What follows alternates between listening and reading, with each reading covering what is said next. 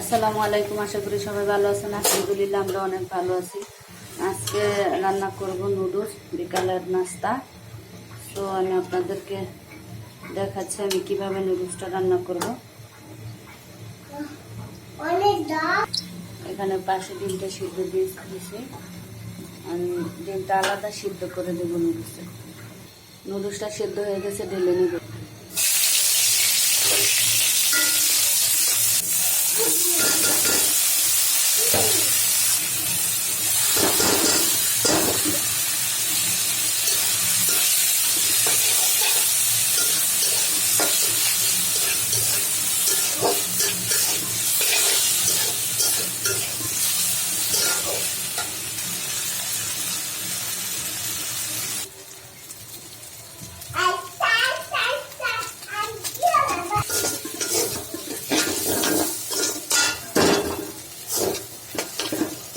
দেখেন আমার নুডলসটা হয়ে গেছে। আমি কিন্তু এখানে একবারে কুচা করে পুঁই শাক দিয়েছি, যেহেতু আমার কাছে সবজি ছিল না, তাই এখন উঠাই নেব।